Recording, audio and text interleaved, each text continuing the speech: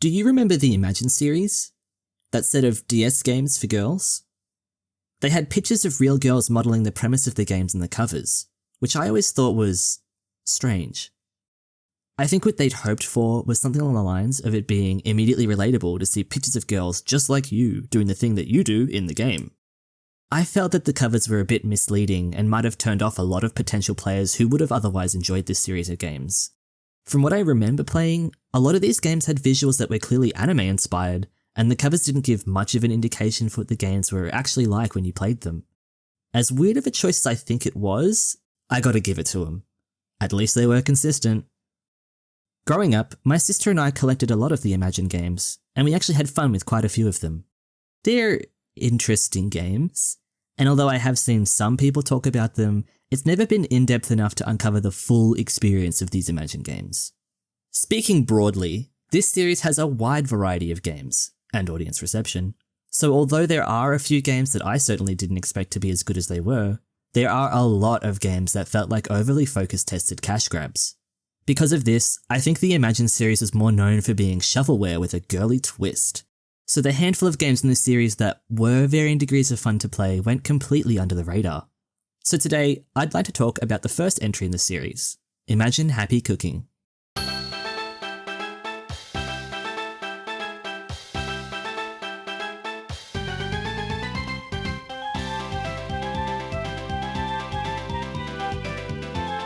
Released in 2007, Imagine Happy Cooking, also known as Imagine MasterChef in the US, was the start of a brand new series of games published by Ubisoft, targeting a demographic of young to early teenage girls. Happy Cooking, in particular, seems to always get written off as a cheap Cooking Mama clone. Perhaps it is, but I never had Cooking Mama growing up, and I really enjoyed Happy Cooking. Not just for the cooking parts, but for the story as well. Yeah, there's a story here. A rather cute one about a young girl named Lisa who wants to make a home-cooked meal for her father when he returns from his business trip. Except, she doesn't know how to cook.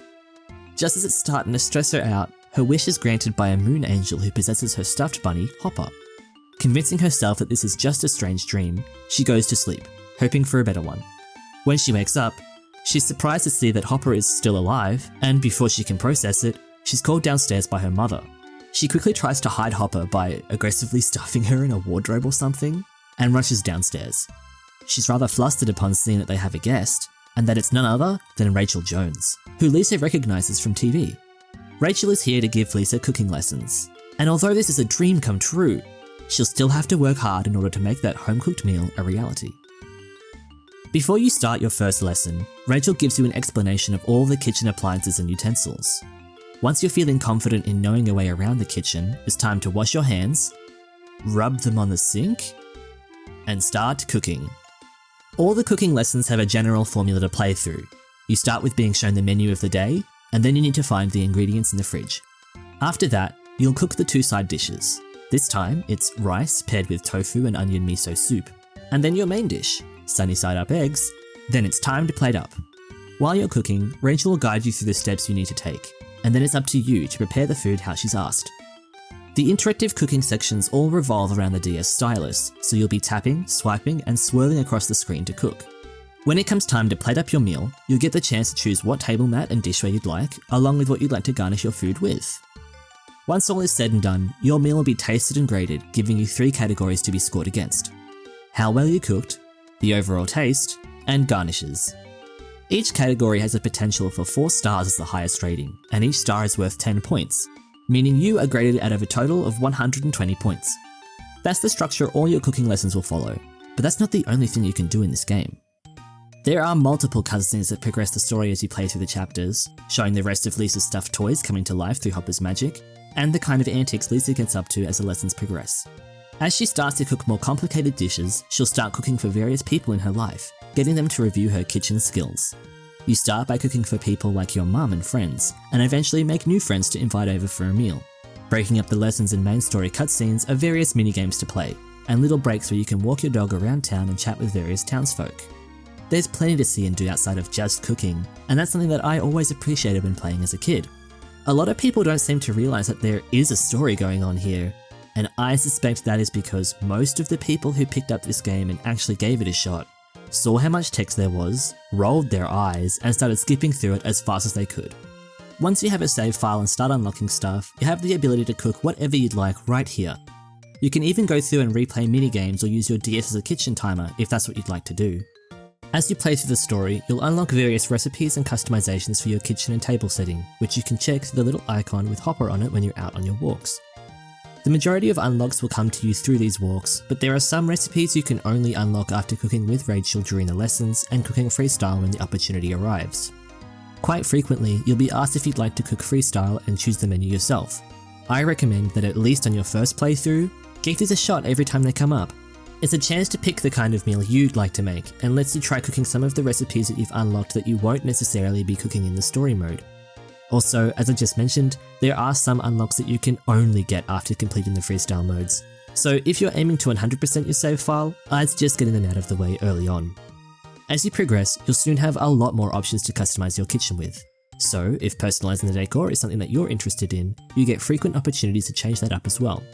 While you can't change the arrangement of anything in your kitchen, there are plenty of colors and styles of things to choose from, especially if you've worked hard to try and unlock everything. So there's surely some kind of combination that'll aesthetically please you. There's also plenty of options for where you'd like to visit on your walks with your dog, with the people you come across having these little stars under their icon on the map to show you how many events you've seen them in. These walk events are where a lot of the lore drops and amusing antics will happen, even if you decide to stay in and hang out with your toys instead of going out for a walk. Most characters around town will have somewhere between 2 to 4 events on average, with some having more. Keep your eye out for those special green events too, as they're chances to hang out with Hopper that pop up every now and then during the chapters. All in all, there's quite a lot to do here, so even if the actual cooking part of the game can get a bit repetitive, it's not like that's the only thing you're doing the whole time. Speaking of cooking, let's dig deeper into the gameplay and mechanics. Pretty much all the actions you'll be doing are with your stylus. I think the only time that you use the buttons are if you'd like to press A to progress the text during cutscenes, or pressing the D-pad to flip the garnishes, which I barely ever did. You can actually go practice the main techniques you'll be using in the kitchen by going to the Freestyle then Basics option on the main menu. All of these, or some form of them, are what you'll be doing during the game. Cutting, simmer, batter, wrap, mix, air out, fry, and saute. There are a few other techniques not explicitly mentioned here, like rolling pizza dough, but the actual motions of steps like that are fairly self-explanatory. I really enjoyed the tactile element here, and the game seems to pay attention to how you're tapping and swiping, so you can't really do the stylus equivalent of button mashing to get through each section. For example, when cutting vegetables, you need to tap roughly where the knife blade is. If you're too far away from it, it just won't cut. And if Rachel asks you to stir something slowly, it actually is faster to stir it slowly instead of being brisk. Speaking of Rachel's instructions, let's talk fail states. If you pay attention to what Rachel is telling you to do, it is very hard to fail. There will be an audio cue and her text will turn red when it's the perfect time to finish the step. Though in most instances, there's the ability to under or overperform a step. I can show this to you with the pork cutlets, Goldilocks style. When breading the cutlet, you can do not enough, too much, or just right. These cutlets are unique because this is the only time that I could remember being able to effectively undo if you've put too much on the meat. It's not that lenient when cooking pretty much anything else. Once you pull it out, it's done. You can undercook it, overcook it, or fry it just right. Most recipes will have some steps that allow you to season or cook something too little, too much, or as intended. If you do fail to get the desired outcome while cooking, you're not really punished. Rachel just comments on it being not quite right, but it's really inoffensive and not a big deal. I think the only real consequence is having a few points taken off your final score. If you're able to follow Rachel's instructions to a T, that seems to boost your points towards the cooking grade at the end. And in my experience, the cooking section was usually the easiest to score full points in. And I'll be honest, I have no idea how they're ranking these dishes at the end. Even when I was trying my best to cook and garnish the food nicely, I would still miss out on the full 120 often. Especially for garnishes. I tried doing things to my tastes, trying to think about what a chef might do, even taking a photo of the example plate shown at the start of the lesson and copying it. Nothing I could understand was able to guarantee consistently high marks. Luckily, the scores themselves don't really seem to matter and are more just for bragging. But still, it would have been nice if I was able to reverse engineer the secret trick for how they grade you, but whatever. I don't usually care about this kind of grading in games, so I was fine to just decorate my dishes however I wanted. Visually, I think you've seen that this game is quite charming, if a little simple. It's nice. I like the cutesy and colourful art style, and the food looks great. I found there was usually a pretty good visual indicator of the progress that you're making with your dishes, and as mentioned earlier, with everything so saturated, I think it's definitely appealing to a younger audience. There are the classic DS jagged lines on the edges of stuff, but I personally don't mind that, and find it rather charming most of the time. Here, you could almost write it off as a pixel-esque style, which I certainly did as a kid. All the cutscenes and moments of dialogue are presented in a kind of visual novel style, as I'm sure you've noticed. While simple, I really like the expressions and short animations that the characters do. It really brings them to life and helps portray the kind of tone and voice that they're speaking in. You do start to see the limitations when there's mostly static sprites doing a lot of the heavy lifting for some of the more intense scenes, or when there's no sprites at all and it's just text. But I really appreciate that there are some unique graphics to help show what's going on in certain scenes, and some recoloring of backgrounds to get more use out of them. In terms of music and audio design, I think it pairs well with the cute visuals going on here. After playing, I often get a few of the songs stuck in my head, and I can remember them so clearly from playing as a kid. There's a nice range of tracks to listen to across the game too. Most of it is fun and upbeat in style, but there are some quieter and melancholic songs for the more serious and quiet moments. The audio design was quite nice as well. I especially appreciated the sound cues that let you know how you were doing as you cooked. Some of the sounds did get a little annoying due to the sheer amount of replays I did for this, but hey, they did the job. Chopping stuff sounds nice, sauteing and boiling things sound nice. It's all the kind of things I'd expect from this kind of game, fitting in well enough to not be noticed unless you're going out of your way to listen. Hopefully I've given you a good idea of what this game's all about, but that's all I'm willing to say at a cursory level. I want to go more in depth for the actual beat by beat of the main story, and talk more about the walk events and general lore. If you want to give this game a go and see that all for yourself, or you don't give a crap about the story, skip ahead to the number shown on screen or use the chapter select to zoom past this spoilery bit.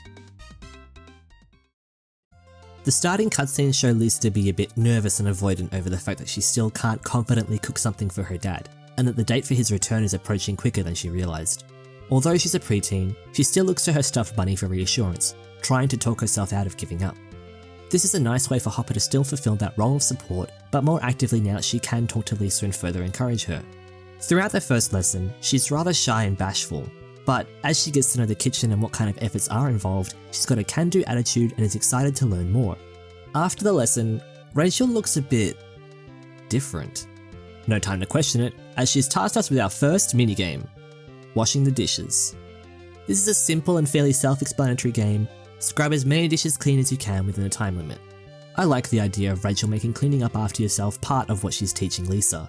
And although doing these dishes is way more fun than doing them in real life, trying to put a fun spin on it is a nice way to introduce the concept to younger kids playing. That night, Lisa talks with Hopper a little about the day's events. It seems that she's still coming to terms with all the recent changes going on, and apologises to Hopper for how she first reacted. It's water under the bridge, and Hopper changes the subject as she notices just how many stuffed toys Lisa has in her room. She explains that they're mostly gifts from her father, as he's not around that much due to work, and that her mother is often quite busy too.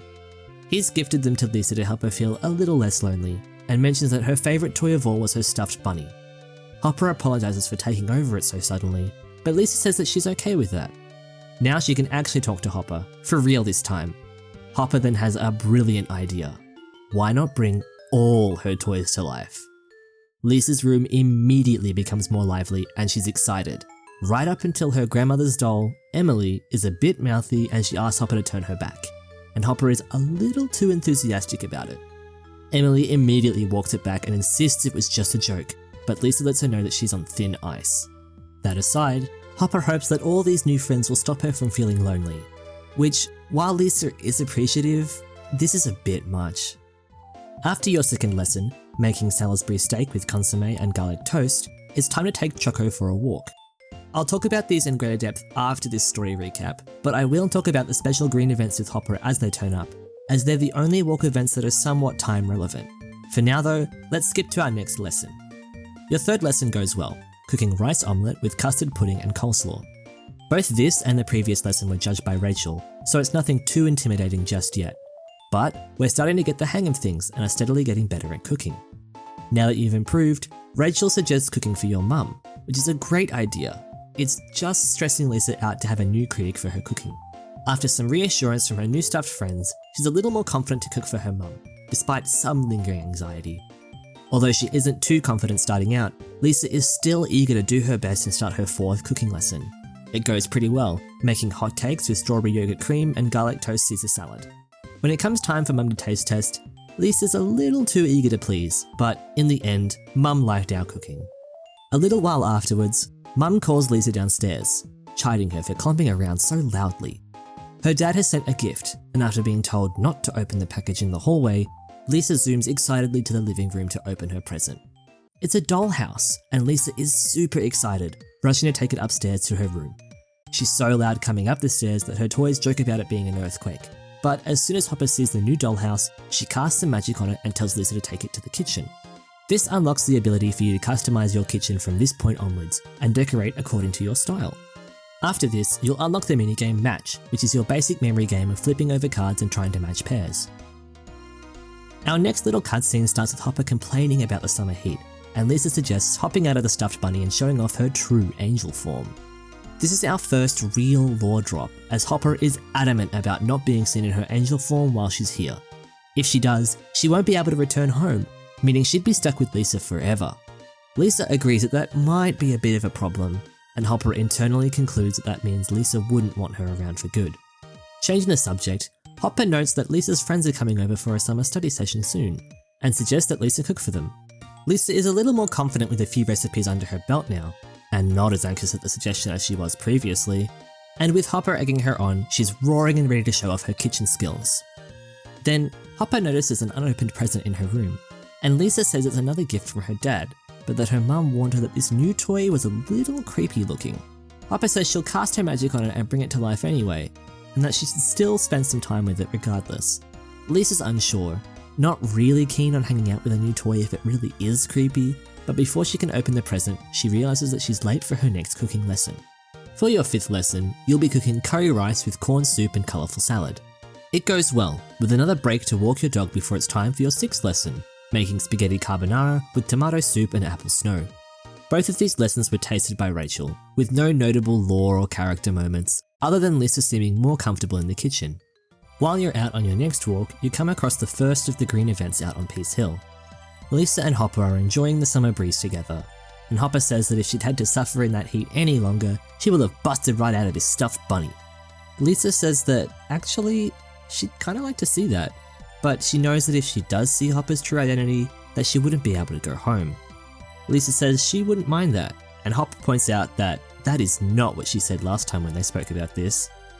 Lisa says that, with everyone talking and having fun in her room, it's fun, but so fun that it's hard to study. But if everything went quiet now, she'd be too lonely to do anything at all. They have a moment before Lisa states that she doesn't care what Hopper really is, she's just Hopper. Dad won't be coming back until autumn, so they have plenty of time to make lots of fun memories, and they run off together. As they're on their way home, Lisa thinks that that was the first time that she realised that Hopper wouldn't be around forever. Then, the big day arrives. Lisa's friends are coming over, and she's going to cook for them. Lisa makes sure to tell Hopper not to be seen by any of her friends, and Hopper assures her that she's the only one who can see and hear her. And, as one last favour before she heads off to study, she asks Hopper if she can hide that creepy new doll of hers, which is a stuffed toy frog named Johnny. She doesn't really like the frog, and Johnny's a bit hurt at how blatant her feelings are towards him. This, along with her not being keen on Emily the doll, are going to be recurring bits throughout the rest of the story. Anyway, Lisa's friends arrive and they work hard during their study sesh. She's very excited to announce that she's cooking lunch for them. Her friends even point out that she was so quiet while they studied, and now she's really fired up. Thus, our 7th lesson begins. We're cooking Japanese pancakes with milk gelatin and mango, along with potato salad with broccoli. Lisa's friends are surprised by what she's cooked for them, amazed by her skills and enjoying their meal. After they've eaten and are just hanging out, the topic turns to the upcoming summer festival and how Lisa's friend Jake was looking forward to seeing her in a kimono. He gets all embarrassed and leaves, and once everyone's gone, Hopper starts poking fun at Lisa for not telling her she had a boyfriend. She is very adamant that she does not, and rushes to make sure she gets to the festival in time. Hopper and the other stuffed toys hang out in Lisa's room, watching the fireworks from the window while they talk amongst themselves. Emily notes that, with the end of summer approaching, Lisa's dad should be back from his business trip soon, and that their time will end once he's back. Hopper refutes this, stating that they'll all be with Lisa forever, but for herself, when Lisa's wish has been fulfilled, she's hopping back to the moon. That's her job, after all, so she's more than happy to do it. While some in the room get a little sentimental, Emily isn't having it, not happy that Hopper has her magic wand and is probably casting some sort of magic on them so that she's the only one that gets to stay with Lisa. Hopper responds by threatening Emily that she'll be the first to go, which worries the rest of the stuffed animals in the room. Hopper shows off a more sadistic side and starts chasing them around to rile them up a bit. They make enough noise that Lisa's mum can hear them thumping around upstairs, but thankfully she chalks it up to festival noises outside. When Lisa returns home, she's got a new dartboard to play with, and a talking puppet that's not really introduced and is just kinda part of the gang from this point onward. Hopper suggests that Johnny and the puppet stand in front of the dartboard, and now you get to play a minigame. It's darts. I don't know what else to say about it. The next cutscene we have is time skipped to autumn, with Lisa and Hopper admiring the full moon. Lisa talks with Hopper about how she barely believes everything going on, but that she's getting used to it and it shouldn't surprise her anymore. Hopper tells her not to overthink it, as life's full of all sorts of things. Lisa asks how much longer Hopper plans on sticking around, and Hopper reminds her that she's staying until her wish comes true.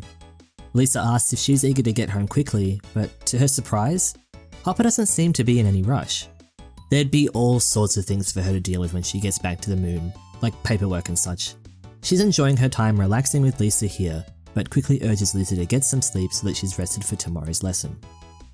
Hopper thinks to herself as she looks to the moon, and it's clear that she doesn't really want to go home, even after Lisa's wish has been fulfilled. For your 8th lesson, you'll be cooking a macaroni gratin with fried apple pie and cauliflower curry salad. This and your 9th lesson, cooking meat and potato stew with exotic pumpkin red bean soup and steamed rice, are tasted by Rachel again, so nothing much to add here. There is, however, stuff going on during a walk. Well, this time Lisa and Hopper have decided to stay inside, but you get me. Our next screen event is in Lisa's room, where Lisa says that she's glad that her mum didn't see Hopper. Hopper reassures her that she's the only one who can see and hear her, but others can still see when she's talking to her, so Lisa still needs to be careful. They idly chat about it before spotting a red dragonfly, to which Johnny, who is sitting on the roof, calls them a couple of idiots. The two of them can hear him and call him in, and he regrets saying anything. A little while after that, something seems to be bugging Lisa, as she's sighing a lot more than usual. She's just received an email from her dad, saying that he won't be coming back home until winter. Hopper thinks it'd be nice if her dad is able to get back home in time for Christmas, but otherwise shrugs her shoulders and nonchalantly resigns to the fact that she'll be sticking around a little while longer. Lisa apologizes for the delay in her wish getting fulfilled, but Hopper brushes it off with a laugh. Internally, Lisa seems to be split between wishing her dad would come back sooner so Hopper can go home, but also relieved that she gets to spend a bit more time with her. The other toys seem to pick up on this unspoken thought, but before anything can come of it, Lisa tells Johnny to piss off. A while after that, Rachel seems to appear to Lisa in a dream, or an otherwise sleepy state, and congratulates her on all the knowledge she's gained so far. Lisa is a bit bashful, but then is surprised when Rachel turns into that strange form again. We've unlocked our next minigame, Rachel's Cooking Quiz. This minigame's pretty simple. You get 10 questions related to cooking, and each of them are multiple choice. Most of the answers are things that you should have picked up on while cooking so far, or are otherwise easy enough to guess. While out for a walk on a nice autumn's day, Lisa and Hopper notice an older lady struggling with something and offer to help. Chatting with her seems to make the old granny's day, and Lisa asks if she needs a hand with anything. Granny takes her up on that offer, and Lisa ends up carrying her ultra heavy bags to the station for her. Granny insists on paying back the favour somehow, and after politely insisting that it isn't necessary, Hopper whispers to Lisa that it might be a good idea to invite her to taste some cooking, and Lisa extends the invitation. Granny is surprised, but accepts after Lisa explains that she's learning to cook and would really appreciate her advice, and she warns us that she's quite the gourmet. This will be a bit of a challenge, but Lisa is determined to do her best. For our esteemed guest, we'll be serving spicy tofu with pot stickers and egg fried rice during our 10th lesson. Cooking goes well, and when it's time to present our dishes, Lisa is a little bashful. Granny's surprised at the dish as she recognizes it and digs in while it's still hot. While waiting for her verdict, Lisa starts to get a bit anxious, especially while knowing that she's a self-proclaimed gourmet. After the meal, we sit out in the yard together and Granny seems a bit melancholic. Lisa worries that her cooking wasn't very good and apologizes for it, but the Granny assures her that that isn't the case. She says that the dish Lisa cooked for her brought back a lot of memories, and she was just a little nostalgic as she walked down memory lane. Lisa invites her to share some memories, and Granny is delighted at the chance. Her story goes on, and Lisa's mind starts to wander, reminiscing herself on a similar memory she has of talking with her own grandmother like this. This particular memory seems to be the time that Lisa was gifted Emily by her grandmother, and that she used to play with her so much. Now it's hard to believe how she turned out. Cue classic Japanese cutaway gag of the person being talked about sneezing. A while later, when the seasons seem to have progressed to winter, Lisa's out and about when she realizes she's going to be late for her cooking lesson. She decides to run home with her Super Lisa dash when she slips in a puddle and is about to fall when someone catches her. A cute boy named Ken grabbed her hand right before anything happened and asked if she's alright. Lisa is quite flustered, but thanks him for saving her. Ken warns her about all the ice around and to be more careful in the future, to which Lisa bashfully agrees. She seems caught up in the moment, and Ken reminds her that she was rushing off somewhere, and Lisa snaps back and realizes she's still going to be late. Now that the weather's cooled down, for our 11th lesson, we'll be cooking cream stew with octopus tomato carpaccio and buttered rice. Rachel is tasting today's meal, so nothing much to add. For our next green walk event, Lisa's decided to stay in. She says that when it's this cold, there's nothing like being inside. Hopper chides her, as she won't get anything done with that attitude, and Lisa snaps back, not liking how she made her sound lazy. Hopper concedes, thinking that everyone needs a day off once in a while, and they both giggle for a bit. Johnny concludes that this means that they're both lazy. Afterwards, Lisa is chilling in her room when it's time for a new minigame. After brainstorming with her toys over what they should play, Lisa suggests Puzzle It. It seems to be a portmanteau of puzzle and literature, and the game is pretty simple. You'll be shown an image on the screen that's usually scrambled or otherwise obscured, and you have to arrange the letters on screen to spell out whatever that image is. It's pretty fun. On to your 12th lesson, where you'll be cooking hamburger with minestrone and fried chicken. Rachel's tasting again, so story-wise, this is a nothing burger. However, back on Peace Hill, Lisa and Hopper are going through their 4th and final green event, and they're both admiring the snow. Hopper says that on the moon, they have snow dandelions and that their down is sorta like their snow. She really wants to see them again and says it's not long until she will, so they better have as much fun as they can together until then. Choco really wants to run, so they start to run together and Lisa runs as fast as she can, trying to forget everything. She couldn't see Hopper's face, but she thinks she was laughing. In our next cutscene, Lisa seems to have misplaced something while she's out and about, and Hopper isn't being the most helpful, commenting more on the meta-narrative of the hot-headed ones usually being the center of the story, but that may be a bit old-fashioned these days. Lisa tells her to stop and actually help her when she bumps into Ken again. He seems to have found what she's looking for and returns it to her. Lisa recognizes him and thanks him again for helping her out, twice now. Ken laughs it off and Lisa shyly introduces herself. Ken insists that he was just in the right place at the right time, though maybe an element of fate is at play. Hopper being Hopper starts to speculate at this meet-cute situation, wondering what's going to happen as it starts to shift into a romantic comedy type of story. Ken muses on the coincidence of him helping her twice in a row, and maybe that he'll save her again sometime soon. Hyping herself up, Lisa prepares to ask the big question. She really wants to thank him, and although Ken insists that it's fine, she wants him to come to her house. Ken's a bit taken aback, and Hopper is amused by how assertive Lisa has become. She wants him to come over and taste her cooking, and now that her intention is clear, Ken gladly accepts. Lisa's pumped, especially at the opportunity to have a man taste her cooking before she cooks for her dad. Hopper seems mildly bemused by the situation, shrugging it off as classic Lisa. Romance just doesn't seem to be happening anytime soon. For our 13th lesson, we'll be cooking Ken meatloaf with potato cream soup and pizza margherita. He seems happy to eat what we've served him, and is surprised at how well we've done. He congratulates Lisa on her cooking, revealing that he's actually a chef himself. Lisa's stunned, and starts to get embarrassed at how she practically forced him over to try her cooking. However, Ken cheers her up and tells her that he thinks that she has potential, and could become a professional chef someday. Of course, Lisa's getting bashful again, but Ken asks her if she's ever thought to herself, I want my cooking to make people happy. She has, and Ken says that he thinks her cooking reflects that. He talks a bit about how technique is important when cooking, but that the most important part is the heart. Even if your mother's cooking isn't professional level, it still tastes good because she made it with love for you. That's the key to good cooking, according to him. Lisa's already nailed that. All she needs to do is keep practicing her technique to keep improving. Ken realizes that he's been talking for a while and apologizes, before something clicks for him. He asks if she's ever cooked for an older woman recently, to which Lisa replies that, yes, she has. As it turns out, that was Ken's grandmother. Apparently, she was so excited by her meal that she told the whole family about it, so much so that Ken thought it was too good to be true. But now that he's met her himself, it's quite the fun coincidence. Lisa can't quite believe it, but after having that conversation with Ken, she's starting to believe that the heart is connected to cooking, and that maybe it was his grandmother's heart that brought the two of them together. She's interested in knowing more about cooking, and thinks that if your heart comes through in the dishes that you make, maybe you can use your skills to make people happy through your cooking. After that longer cutscene, it's time for our final minigame. This one's my favourite. It's called Stacking DX, or Stacking Dishes.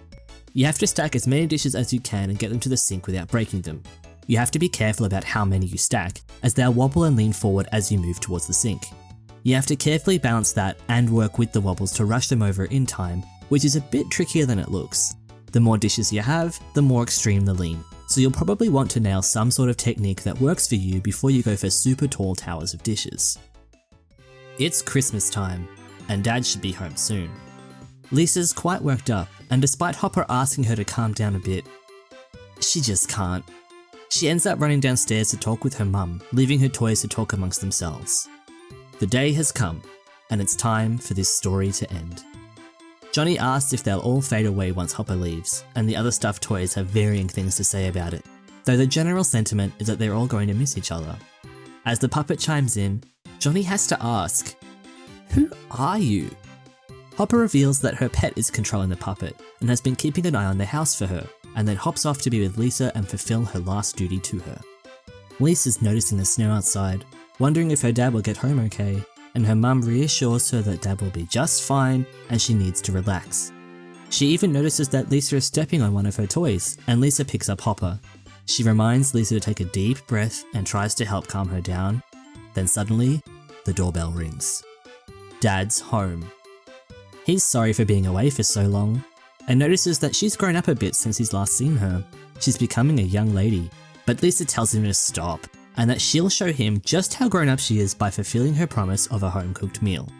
It's time for the big one, our 14th and final lesson. This lesson follows the freestyle cooking segments that you've had the chance to do previously, so it's time to choose whatever you want to serve up and start cooking. I went for a chicken doria with fried apple pie and colourful salad. When it's time to present the meal, Dad is extremely impressed and can sense all the love that you've put into it. When it's time for scoring, we got the full 120 points because Dad loves you and your cooking. That evening, Dad has a heart-to-heart about how proud he is of Lisa for sticking by it and learning to cook.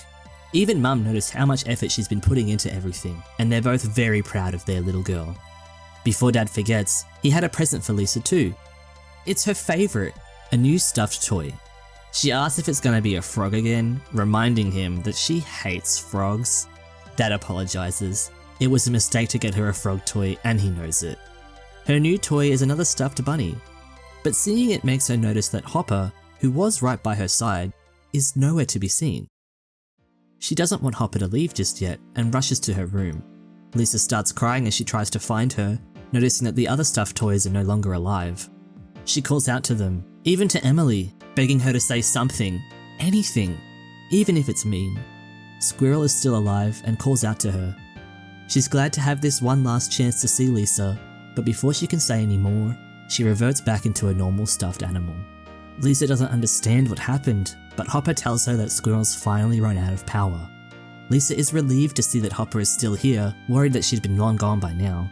Hopper is here, but not for long, as her job is done. It's time to say goodbye, whether she wants to or not. With a flash and a thud, Hopper's stuffed body falls to the floor and Lisa is in tears. Then, an angelic figure calls to her, revealing her true angel form, Purianne. She asks Lisa to just call her Hopper and thanks Lisa for everything, saying that in the end, she didn't really do much to help Lisa. She's just found out something about Rachel. It wasn't the real Rachel Jones from TV, but was in fact the Queen of the Moon. Nothing seemed to be Hopper's own magic, and she apologizes. But Lisa insists that she did help her, and doesn't want Hopper to go because she still needs her. Hopper says that she'll always be watching Lisa from the moon, and that they'll be friends forever. As a parting gift, she's leaving one last present for Lisa in the kitchen, and tells her to check it before saying goodbye. Lisa is beside herself, crying so much that her pets try to comfort her. Composing herself, she heads to the kitchen to check what Hopper has left for her. Choco seems very excited, barking for a while before it's revealed Hopper is back in a stuffed bunny. She sheepishly says that she couldn't make it back home because the moon wasn't out, or something like that. Lisa's relieved, calling her silly little Hopper, when she retorts that she doesn't have to be so hopping rude about it. They laugh it off, just glad to be with each other a little longer. Lisa's inner monologue takes over, thinking over everything. Hopper said that the moon wasn't out, but it was. Bright, full, and clear. But it didn't matter. She had Hopper back, and although she doesn't know how long she'll be sticking around for, she's just glad that she's here now because they're family. The end credits of the game are a nice slideshow of all the dishes you've cooked throughout the game, and after the credits end, you'll have a surprise visit from Hopper, who thanks you for playing all the way to the end. She reminds you that you can collect items and learn secrets about her through the walking events, and encourages you to play again and collect everything. And that is the end of Imagine Happy Cooking. Lisa is quite the character, and it's a sweet little journey to see her rambunctious personality shine through her more bashful and anxious moments. I really like the way that she grew throughout the game, that she learnt a lot and was able to lean on her new friends for support while working through everything. It's clear that while Lisa can get lonely, she's incredibly independent and responsible for her age, and I think that's a nice thing to see. The overall message here seems to be one of putting love and effort into the things that you want to do, to be determined enough to push through any difficulties that come your way, to listen and learn from those around you, and say yes to new things and enjoy new experiences that come your way. I think that's rather sweet, and a nice sentiment to impart on the young kids and adolescents that are more likely to be playing this game. With that main story recapped, it's time to move on to the walk events. And this is where things get weird. From everything that we've just covered, you might be thinking, Rads, this game was a bit silly, but it wasn't that weird. Trust me, the walk events get weird. These are where a lot of the lore drops and information about Hopper and her abilities are revealed to us, but it's also where all the weirdest parts of this game are concentrated into one weird break that you take in between cooking. While you're out walking, you'll have a variety of townsfolk to run into, and each character will have a little story or continuing thing that happens across all of their walk events. The people that you'll come across are Kevin, a teacher from the next town over, Lamona, a mysterious woman who seems to know something's up, Ryan, a cool guy who bumps into Lisa, Carol, an anxious friend who always seems to have something going on, a grandpa who is very strange, and Hipper, another stuffed bunny just like Hopper. You can also do the walk events but stay in your room and spend time hanging out with all your toys instead. I've already covered all the green special events, but sometimes you'll bump into these two ladies while you're out on your walk. There doesn't seem to be anything special I can discern about how you get these ladies, they just seem to be little extra things that happen every now and then. They're not even given names beyond Lady 1 and Lady 2. That's how important they are. So let's start with them. The first time I encountered them, they both just gossiped about nothing for a while. Some new guys moved into town, so Lisa should be careful, but he might have moved in with her, so it's not so bad. Lisa doesn't care. She's not really paying attention and excuses herself. The next time we see one of them, Lady 1 stops Lisa in front of a cafe, saying it's a special one as they let dogs inside. She even went in the other day and got a recipe for dog treats, which is rather silly of her, as she doesn't have a dog, so she hands them the recipe. And after that, Lady 2 bumps into us and gives Lisa a new rice cooker, as she'd heard that she'd been collecting them. Lisa is thankful and asks where she heard that, but the lady can't seem to remember. Yeah, it's not really anything beyond flavor text. Next, let's go with Kevin, who has two events to see. Both events are in Moon Park, and he comes across Lisa while jogging. In the first event, he starts up a conversation with Lisa, but she's quite cold and not eager to engage with him. He takes it on the chin though, assuming the best of her, wanting to share that he's got a new love. He ends that thought with what seems to be a common saying of his, "Smash on through, no matter what." Lisa is quite dismissive of him and he takes off. Hopper asks what that was all about, and Lisa tells her not to worry about him, and they leave because the energy has been sucked out of them. The next event you see him in, Lisa tries to walk away before he's able to start talking to her, but she can't escape and has to play it off as a joke. Kevin seems down today, and Lisa asks what's wrong. He was dumped. Again. He's down about it, but he won't let it stop him, determined to smash on through, telling Lisa not to give up no matter how hard things get before running off. Hopper is confused, not having the slightest idea what Kevin was on about, when she's interrupted by him running back to them. He forgot to give Lisa something. It's a set of new tableware. He was planning on giving it to his girlfriend, but, well, he doesn't need it for that anymore. This time, he leaves for real, and Hopper comments on how hard he's trying, showing a little pity for him. Lisa says that's one of the things that she likes about him, and Hopper asks if that's the only thing, and Lisa thinks on it before agreeing. Next, let's talk about Lamona. In her first event, Hopper is freaking out because she senses Lamona looking at her, despite the fact that no one should be able to see her. Lisa tries to assure her that this stranger is just a normal girl, but Hopper isn't having it. Just as Lisa walks up to say hello, she mysteriously vanishes. Lisa's a bit confused, but dismisses it. Hopper, however, is still very worked up. She felt an intense pressure from that girl, but Lisa didn't feel anything. Hopper is surprised and makes a snide comment, to which Lisa says the next time that they see that girl, she'll hand Hopper to her. As they leave and head home, Lamona comes out of hiding and comments to herself. She's surprised Lisa didn't feel anything and wants to know more about her. The next time that Lisa is walking through Poplar Street, Lamona is there. Hopper immediately gets scared again, but when Lisa tries to calm her down, Lamona speaks. Lisa is confused, but Lamona clarifies that she's not talking to Lisa, but what's inside her rabbit. Hopper starts freaking out now that she knows for sure Lamona can see her. Lamona, on the other hand, is very annoyed that Hopper doesn't remember her, especially after what she did. Hopper doesn't know what she could have done, and Lisa is utterly confused. Lamona starts to threaten Hopper, swearing by the protection of Rizaldus, which surprises Hopper. She's another moon angel? Suddenly, Hopper remembers who she is and casts some magic to get her and Lisa out of there. Lamona is left flabbergasted. The fact that Hopper could cast level 3 magic without chanting a spell confirmed her suspicions that Hopper was a fellow moon angel and that she won't let her meddle in her work. In the final event, Lisa is walking with Hopper down Poplar Street again and asks what was up with that Lamona girl they encountered last time. Hopper explains that Lamona must be upset with her because a little while ago, she was entrusted with a vital task that Hopper ruined for her. She didn't think she'd see Lamona again and just kind of forgot about it, and she didn't recognize her because she doesn't usually look like that. Lisa can't believe Hopper would purposefully mess something up for Lamona, and Hopper isn't sure of it herself.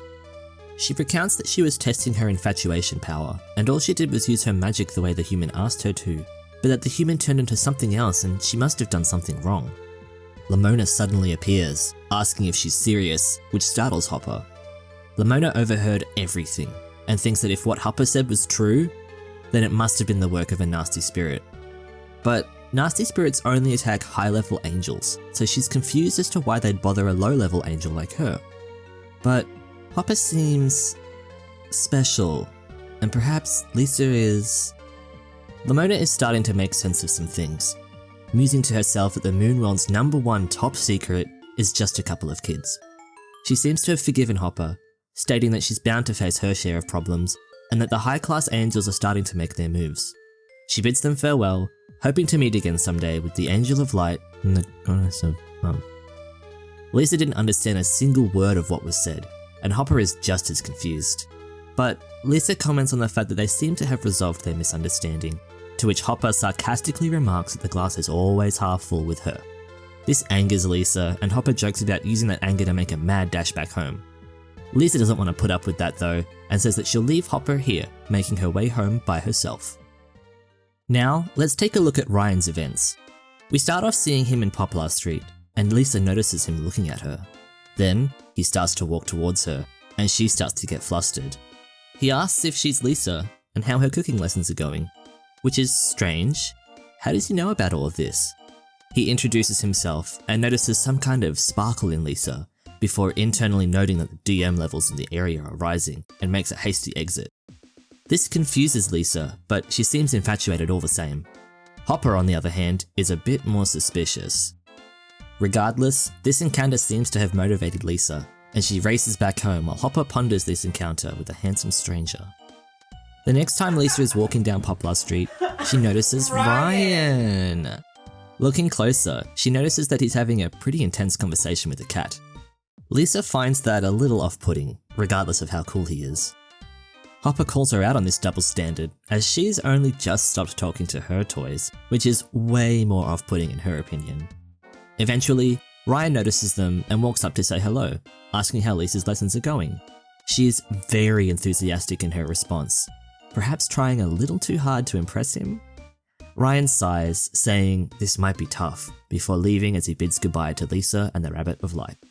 Hopper is shocked that he could see her, confirming her suspicion that he has ties to the moon world. Lisa didn't seem to notice that he could see Hopper, and is talking to herself about how cool he is and that she'd like to cook something for him before talking herself down. Hopper can't seem to get a word in. She's gonna be in her own little world for a while. After this, we see Ryan in Moon Park, and he comments that Lisa's cooking lessons seem to be coming along well, and that she's just as passionate as ever. He starts talking about something causing great regret and putting her feelings first, but Lisa doesn't understand what he's saying. Ryan explains that he's about to make his report to the Moon Queen, and that he's leaving the rest up to Hopper, using her angel name, Purianne. Hopper is confused. This is really sudden, and she doesn't like being called by her angel name, but before any questions can be answered, Ryan simply says that they shall meet again and disappears with a flash. Lisa doesn't understand a thing, and asks Hopper to explain what's going on. She seems just as clueless as Lisa, but speculates that if he's reporting to the Queen, he must be a pretty high-ranking angel. High-ranking enough that Hopper shudders with how insignificant she feels in comparison. Ultimately, she says that all they can do is wait until he shows up again, as there's nothing more she can do. Lisa is bummed because he was so cool, and turns out he wasn't even human. Hopper says that she's not worried about herself, but more concerned about Lisa, wondering just who she is. Lisa insists that she's just a normal human girl, and Hopper agrees. About her being human, anyway. That annoys Lisa, but before she can give her a piece of her mind, Hopper runs away, riding Choco as her faithful steed. The final time we see Ryan is back on Poplar Street.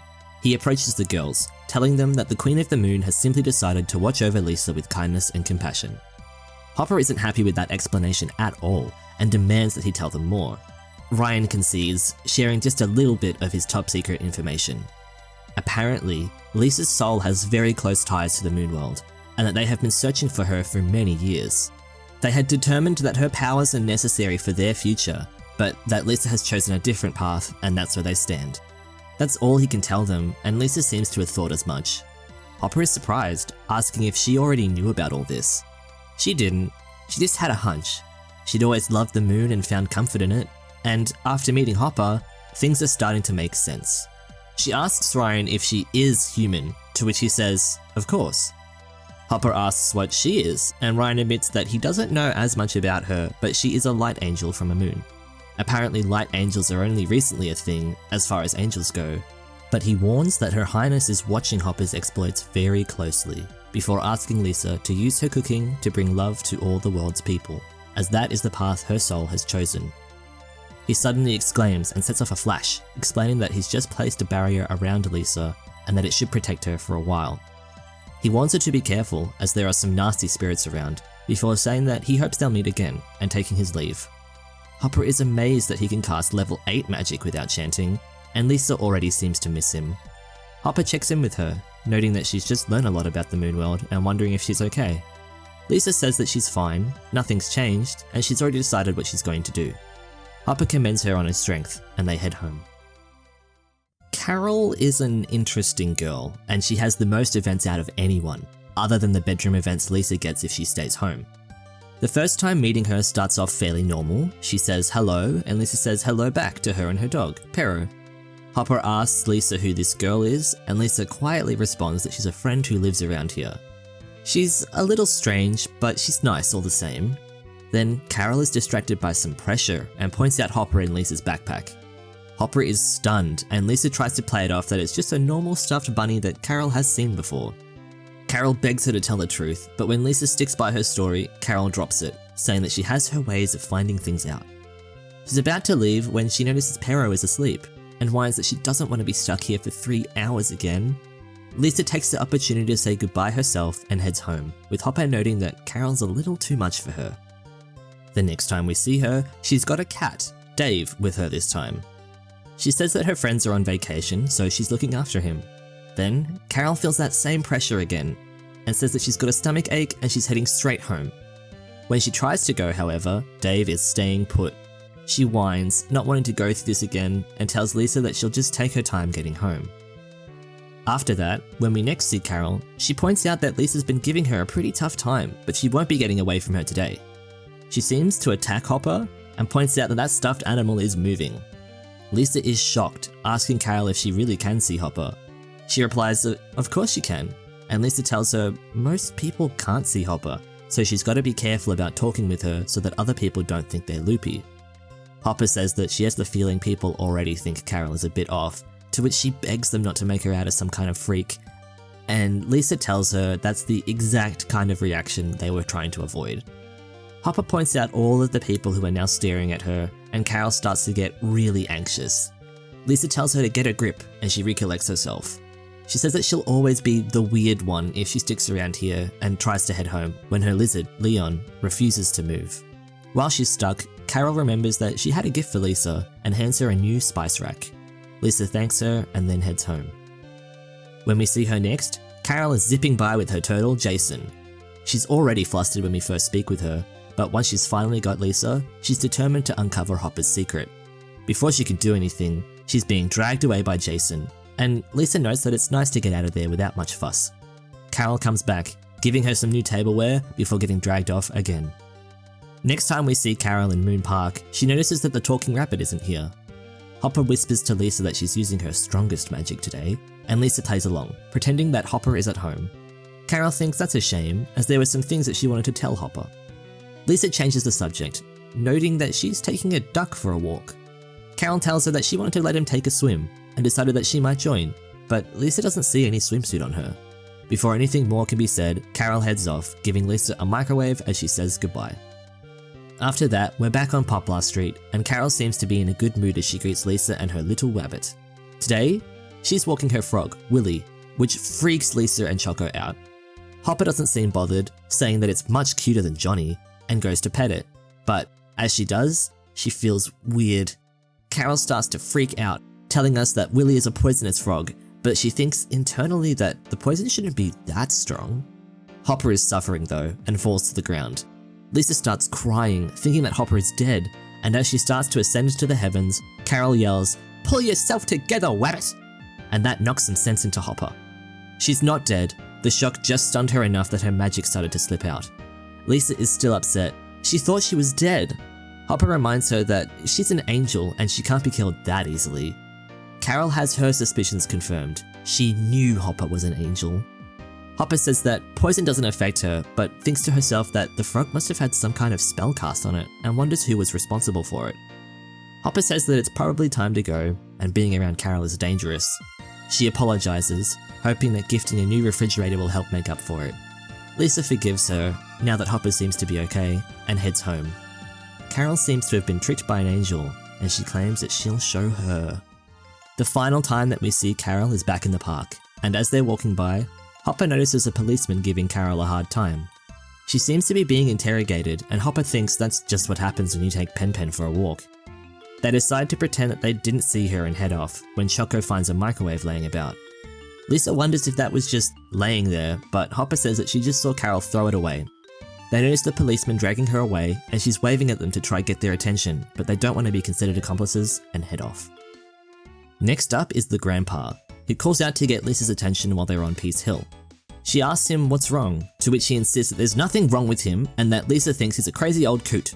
Lisa refutes that, and that placates the old man. Hopper urges her to leave, to which the grandpa sees an opening and attacks.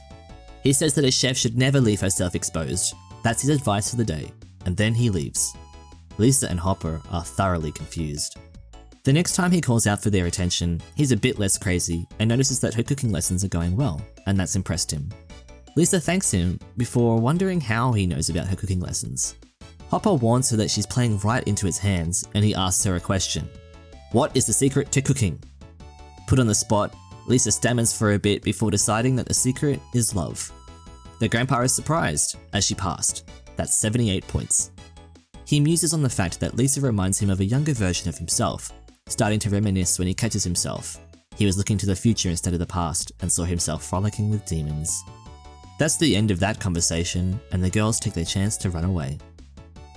Finally, when we see the grandpa for the final time, he's a lot more personable, commenting on the weather. Lisa replies politely before telling Hopper that they're just gonna leave, and the grandpa notices that she talks to her stuffed animal. He says that his grandson used to play the same game, when he was little that is. Lisa asks how old he is now, and the grandpa tells us he's 20 and has grown into a fine young chef, just like him.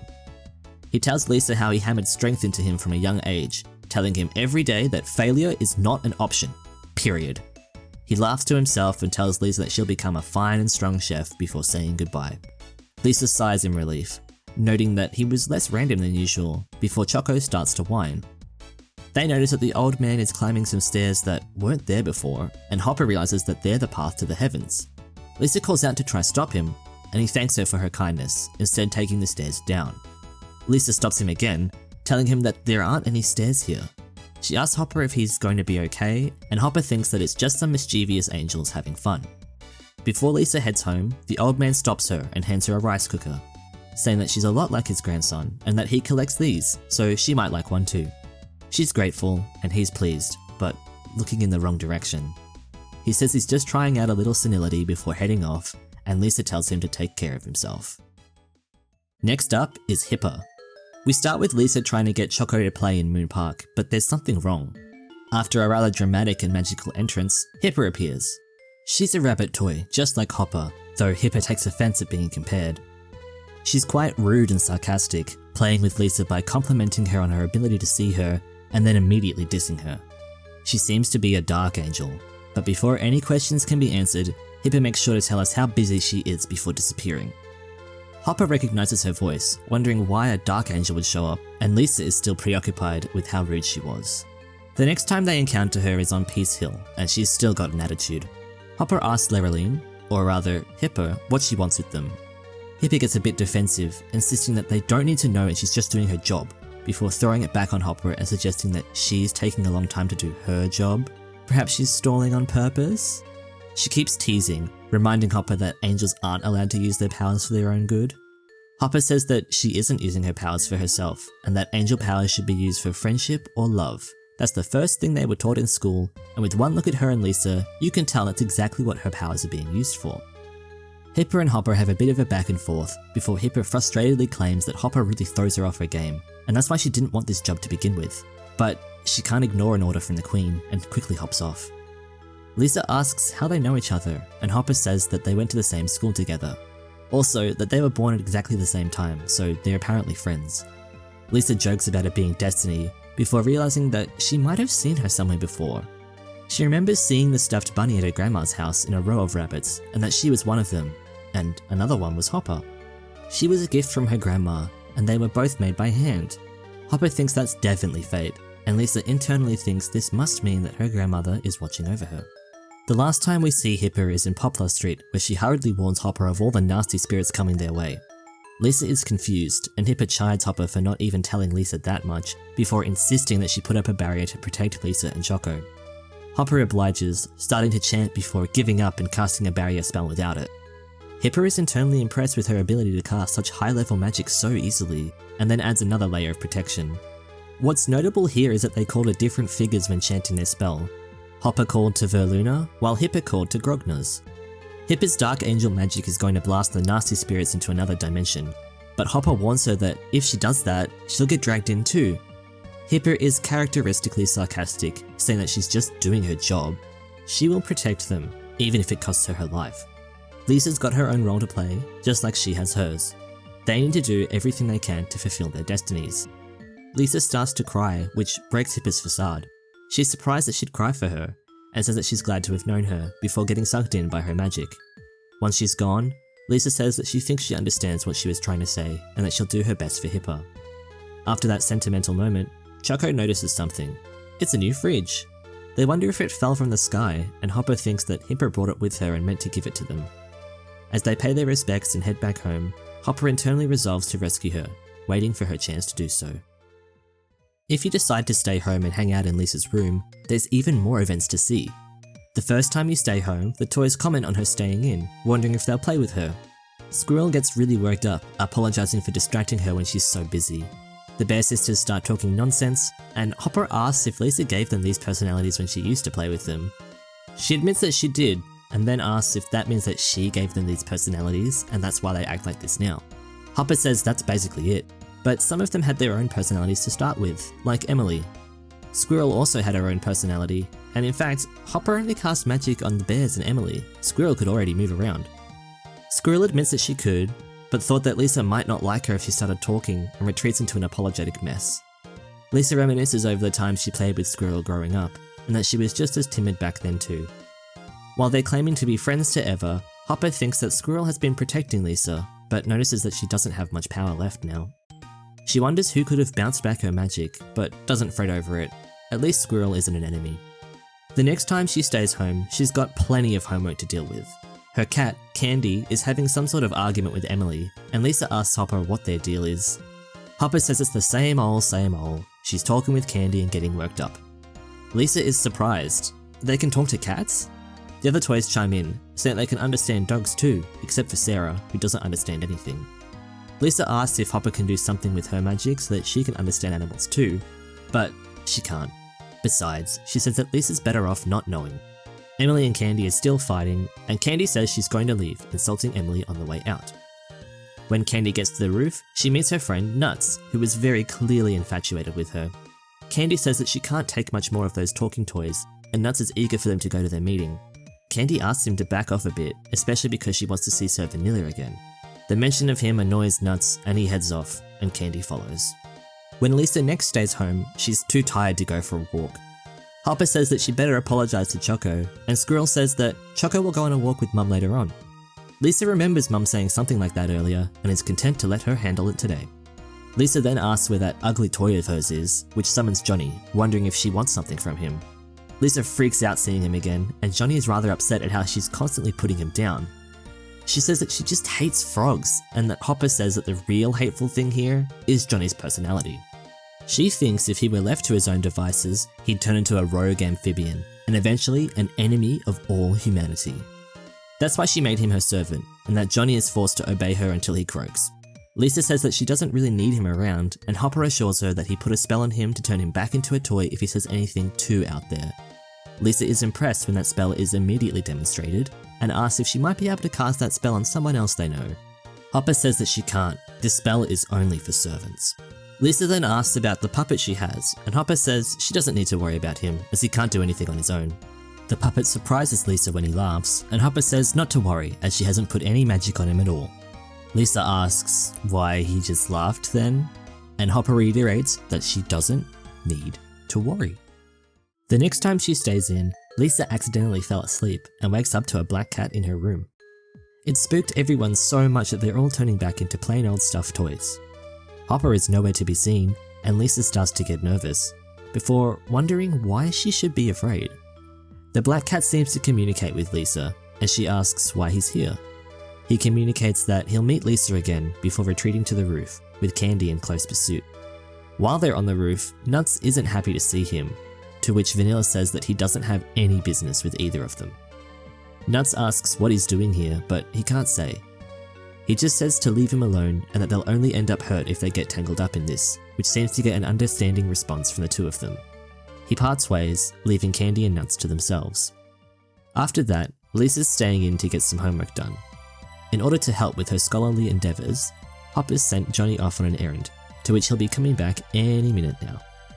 He is exhausted when he does appear, bringing her a new spice rack. Hopper sent Johnny out to go looking for stuff, but of course, safety comes first. The police will never catch him, so she doesn't have to worry. Lisa reluctantly takes the gift and thanks Johnny, which is appreciated. When she's next hanging out in her room, she remembers that encounter with the black cat she had a while ago and asks Hopper about it. She doesn't remember it well and thought it was just a dream, but some details were starting to come back to her. She remembers that the black cat had said something to her, but she didn't really understand it. Hopper thinks to herself. She knows that black cats are servants of moon angels, but she would have thought it would be here to see her, not Lisa. She tells Lisa that she isn't sure what that's all about, and Lisa asks if Hopper can tell her more about moon angels, as it might jog her memory. Hopper is reluctant, but eventually agrees to give her an overview. The moon world is home to many different angels, each with their own abilities. Hopper is a light angel, but admits that she doesn't have that much power. Lisa says that she's here to grant her wish, and that must be pretty difficult, and Hopper agrees. But she doesn't really understand why she was chosen. She was summoned by the Queen and given orders. That's all. There isn't much more she can share for now, and Lisa thanks her, saying that if she ever wants to tell her more, she'd love to hear it, as she wants to know as much as she can and remember it forever. And that's it. You see what I mean when I said it got weird, right? There's varying types of angels, people who see through Hopper's magic or know about Lisa's lessons, and a bunch of plain old weirdos that we bump into. There is a lot going on, with multiple people alluding to some sort of greater event and secrets regarding Lisa. Although there are some interesting moments in these events, you won't see them all in one playthrough, meaning you'll only get the shallower early events at best if you only play once or twice. When I played as a kid, I remembered it getting weird, but not that weird. The time Hopper almost died because she touched a frog, the time Hipper actually kinda died because she was protecting us or something, and whatever the whole deal was with that grandpa. It's such a shame to me that these more interesting and dramatic events are hidden at the end of such a bloated checklist. I get why they're at the end, but it's how long it takes for me to see it that bothers me. Anyway, I'll save that for the criticism section. You just heard this whole recap. What the hell? I did get a special message from Hopper congratulating me on the fact that I may very well be the first player to get 100% completion. Which, while nice, they knew this was tedious when they were making it, didn't they? While we're still safely in this spoilery bubble, let's talk a bit about the lore and some theories that I've got. While playing, I wrote down a few things that I wanted to try look up later and at least come up with some nice ways to present my findings, but I couldn't find anything outside of the game. And I don't know about you, but I was a little frustrated with how much lore they just throw out there that's never really followed up on or given any further context. Like, remember how Hopper chanted to Veluna sometimes? And how Lamona chanted to Rizaldus and Hipper to Grognaz? What's up with that? I was really interested in what that whole deal was, but these are deities to be name dropped and not much else. I tried looking up the name to see if there was anything they could be in reference to, but they seem to have been made up for this game as I couldn't find anything.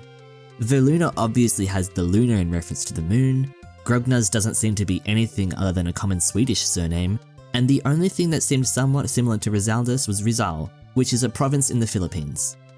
I even tried looking up their names in katakana and that was even less helpful, so I guess it's time to put on my theorist hat and speculate. We know that Hopper is a light angel, and that Hipper is a dark angel, so I'm pretty confident that them chanting to Veluna and Grognaz is meant to imply that they're the respective deities for their particular flavour of magic. However, what stumps me is Lamona calling to Rizaldus.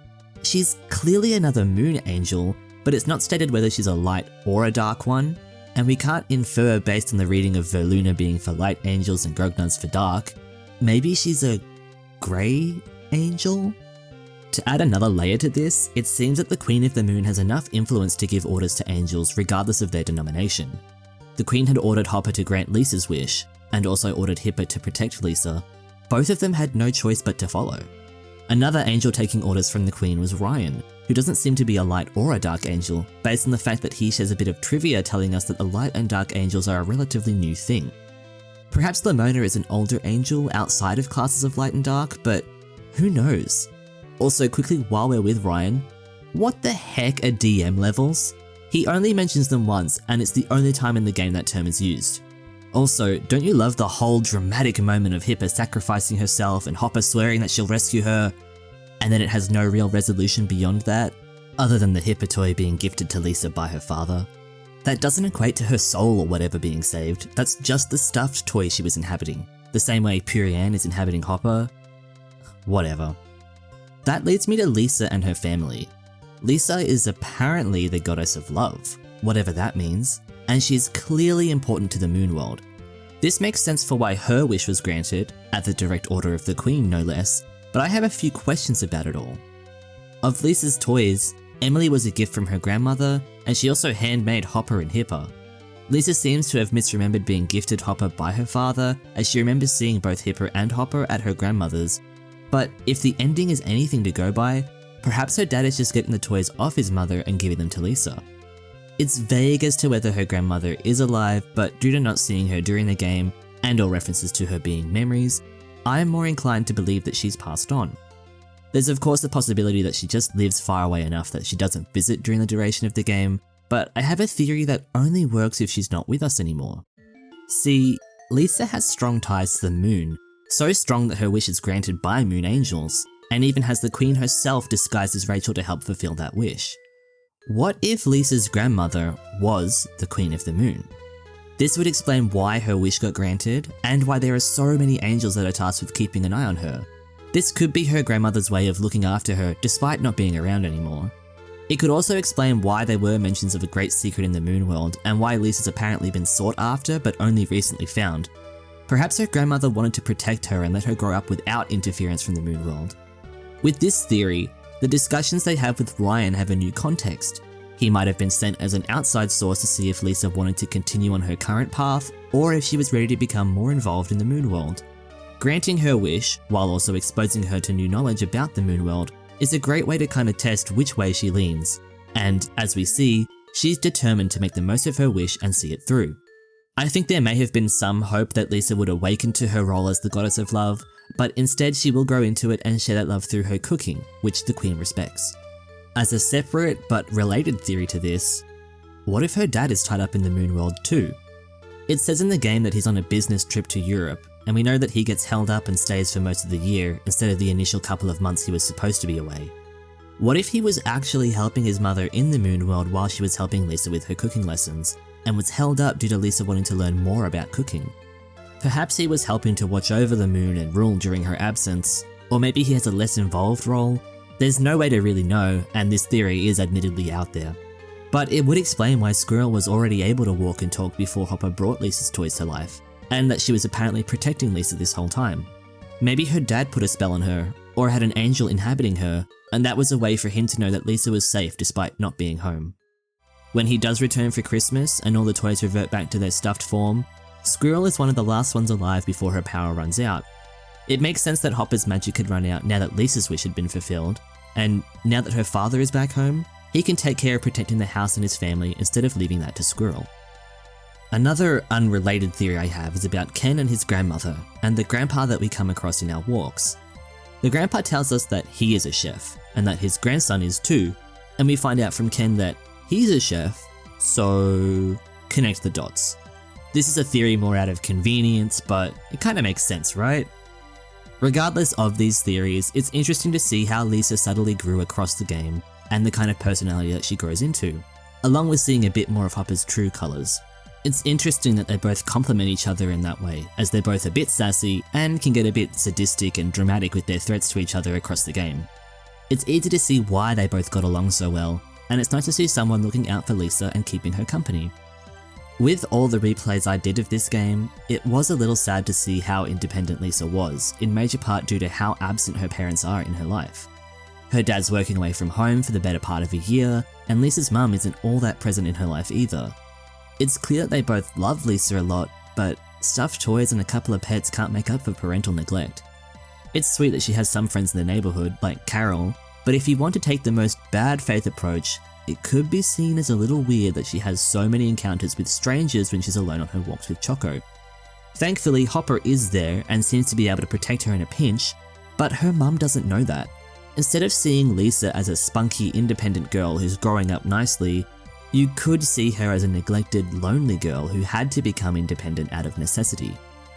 I think personally, I see a bit of both readings in Lisa, so when Dad came home in a repeat playthrough, I gave him the worst meal I could think of for leaving Lisa alone for so long.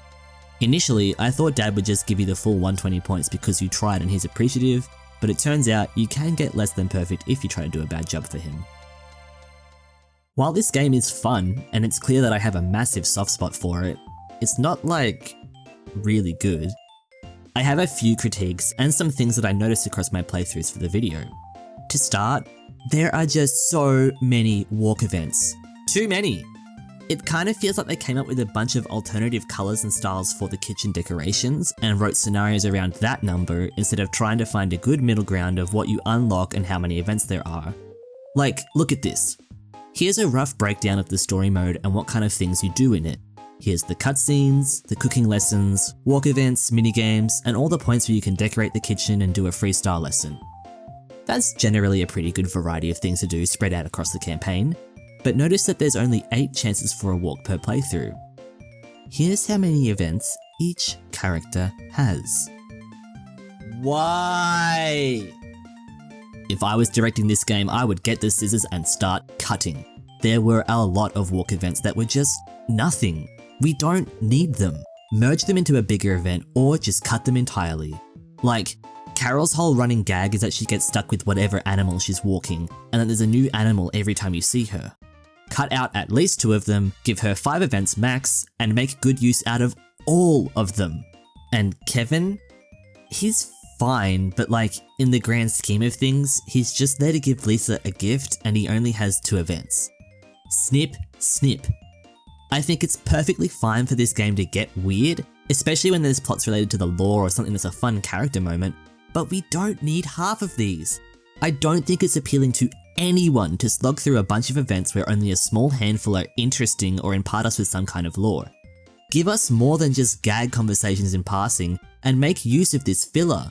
The general concept of the walks is something that I really like about the game, but its execution is really frustrating.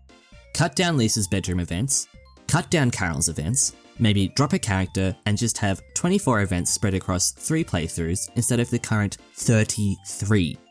Also, the option to skip these would be pretty good too. Although I think it's a good respite from the main plot and gives us time to hang out with other characters, there are plenty of people who don't want to read all that. A way to skip entirely would be great. While we're at it, let's just add an autoplay mode as well, so that the text automatically plays at a readable rate for those who don't want to press A or tap the screen over and over.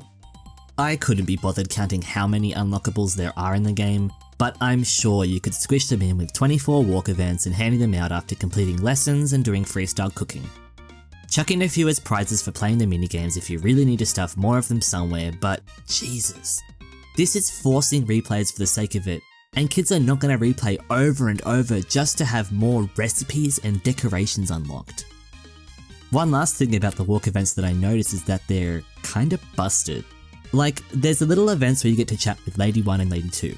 They are supposed to play at the beginning as a little extra, and then it'll go into the main event with the person that you chose. Quite often, I'd get Carol's events at the start of someone else's, which is strange. I don't know why that is. I suspect that there's just something a little wonky in the code, but that is really weird. Also, side note, but did anyone else think that as Lisa was getting gifted new kitchen appliances that they were the full-sized deal? Like, Lisa goes out for a walk and comes back like, "Hey mum, I got a new fridge." It totally went over my head that due to her being able to decorate based on Hopper's magic in the dollhouse, that these are probably meant to be doll-sized kitchen appliances. I don't really care though, I'm sticking with my initial mental image of people giving her full-sized white goods to walk home with. My next criticism is the cooking itself. I bet at least some of you were expecting this, and I'll get it out of the way and say, yeah, it's basic and repetitive. But this is clearly aimed at younger kids, so it's a half-hearted critique. What I think made it feel more repetitive and basic was that there are so many parts while cooking where Rachel does the steps for you. If you've played the game for yourself, you'll know what I mean, but there are parts like assembling the burger or putting toppings on the pizza that are just done automatically. It would have been nice to do that yourself, even if it's just busy work, but I think the key point of the game here is to have kids playing feel involved. Instead of Rachel taking you to the part of the kitchen you need to do and pointing out the appliance you'll be using, it would have been nice if you had to find that yourself, kind of like a point and click. Even if that's just for the freestyle lessons, that's the time when you're on your own. Let us cook! This is a tactile game. There were a lot of wasted opportunities here where the game just does stuff for you instead. The stylus is already in my hand. I want to do more than just hold it. To compare with the inevitable, Cooking Mama's cooking sections do feel quite involved, and sometimes require more dexterity to complete. I think that's the only real point of comparison. You get to be more involved with the actual making of the dish from beginning to end. However, after playing a little bit of Cooking Mama, I didn't really enjoy it. Each step felt like a mini game in a bad way, and I didn't like being spat out into a menu at the end of every step. I was also getting a bit frustrated that you'd be asked halfway through cooking if you want to change the meal when I'm already a bit overwhelmed with this menu routine. Don't make it harder. I enjoyed that each step in the cooking process was more involved, more accurately showing what it would be like if you tried to cook the same thing in real life, but when a single dish has multiple complex steps to go through, I'd rather it have a seamless flow instead of layers of menus. The explanations for each step weren't always the most clear either. Yeah, you could argue that you're supposed to just find out through trial and error, but with the menus and frantic nature of each cooking segment, I think I felt a little blindsided by not knowing what to do and failing pretty quickly. This is where I think Rachel's explanations and having to click on the next appliance were a point in Happy Cooking's favour. Though they're effectively the same in the whole stop-start between cooking steps, Happy Cooking kept it as a somewhat fluid experience, whereas Cooking Mama took me out of it. The presentation of how you go from one step to the next is something that I think is important. And if you need to break it up into steps to load the correct assets and whatever, I prefer the Happy Cooking style. I also see that while playing that the art styles are very similar between the two, and I absolutely agree that Happy Cooking is a bit of a rip-off, especially considering Cooking Mama came first, but I'm not really interested in playing Cooking Mama. If Happy Cooking had more cooking sections to do, inspired by the best parts of Cooking Mama, and took my suggestions of finding ways to get the player a little more involved in other aspects of the game, I think Happy Cooking would have been a force to be reckoned with. At the end of the day, the story and overall experience of the game is what I care about the most. How it impacts the player in the moment, and the parts that will stick in their mind after they've put it down and move on, those are the integral parts that I prioritise. While Happy Cooking was never my favourite game, and I've played plenty of other games I think are much better, even back then, there was a certain charm about it that resonated with me. I liked the story, I liked playing, I enjoyed the music and visual style, and I liked coming back to play the minigames. There's another part that I really liked about this game, and it was that as you unlock recipes to make in the game, you unlock real recipes you can try at home.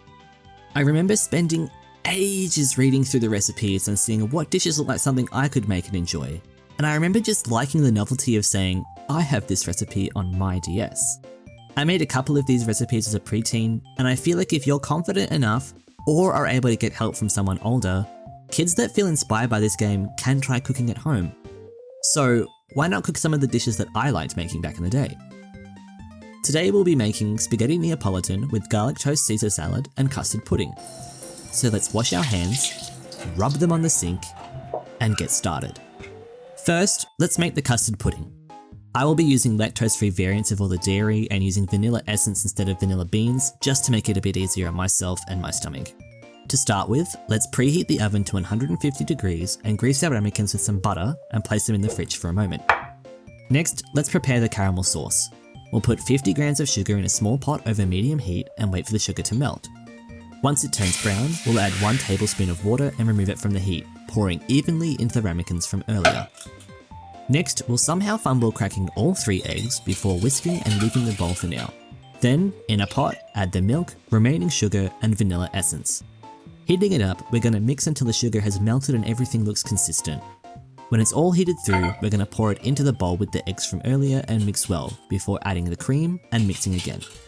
This liquid looks pretty smooth to me, and since we're not using vanilla beans, I'm skipping the part where we strain it, and going straight to pouring it evenly into our ramekins.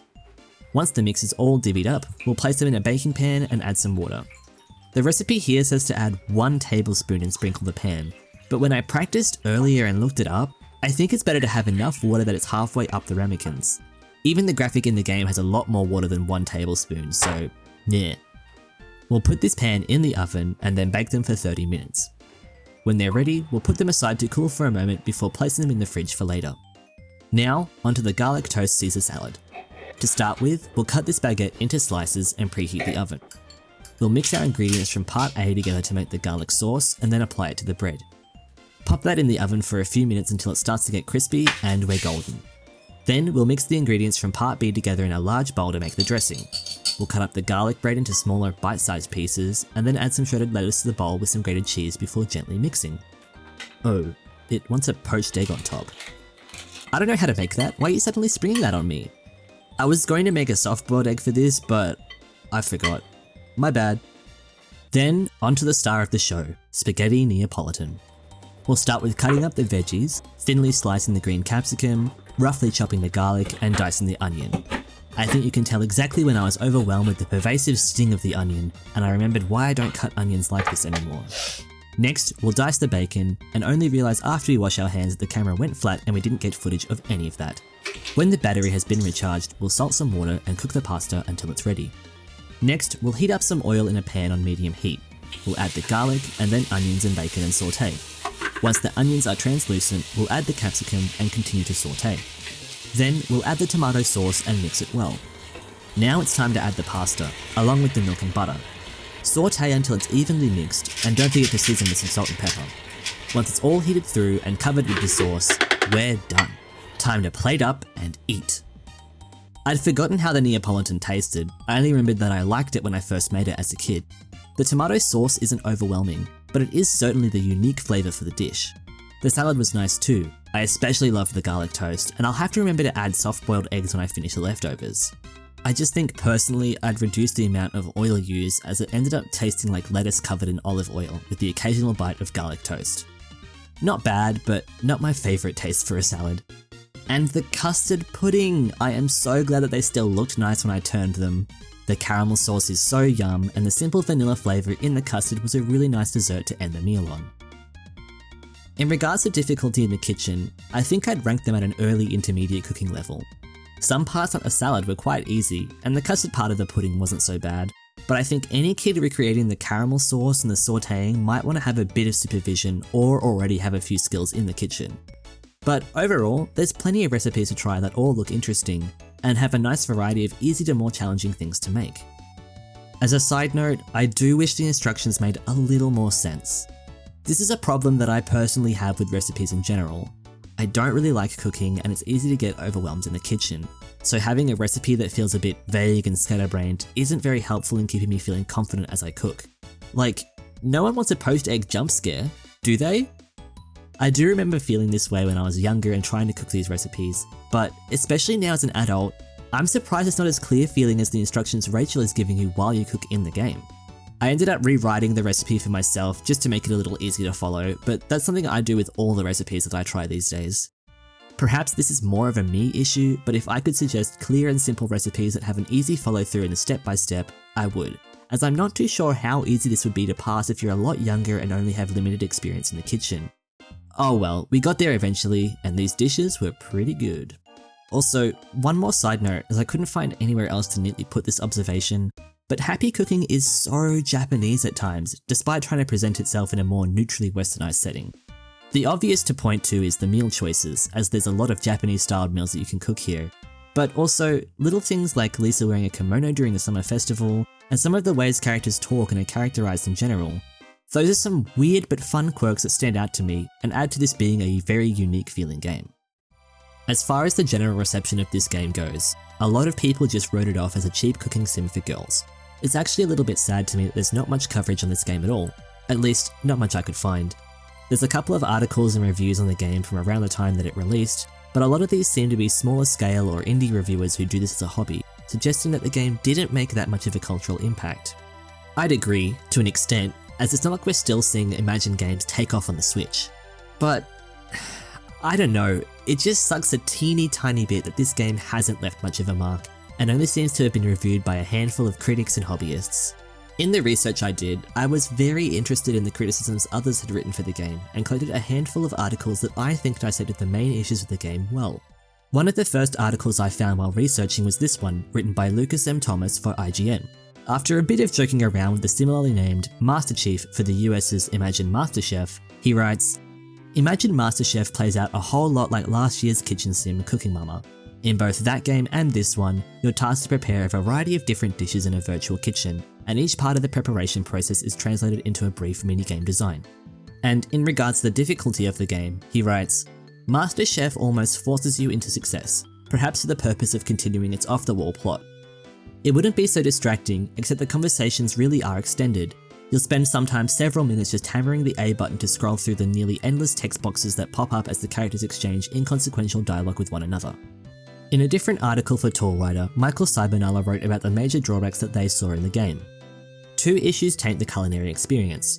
First, lessons just get repeated in the freestyle mode, there's no way to exit, and second, the kitchen timer is a great idea, but having your NDS near a real stove or oven probably isn't, especially for the kids. Keza McDonald wrote an amusing criticism for Eurogamer, saying, "There's no room for imagination, except in the garnishing step, and even that's graded according to some random invisible system. Anything more extravagant than a single sprig of parsley usually earns you minus points.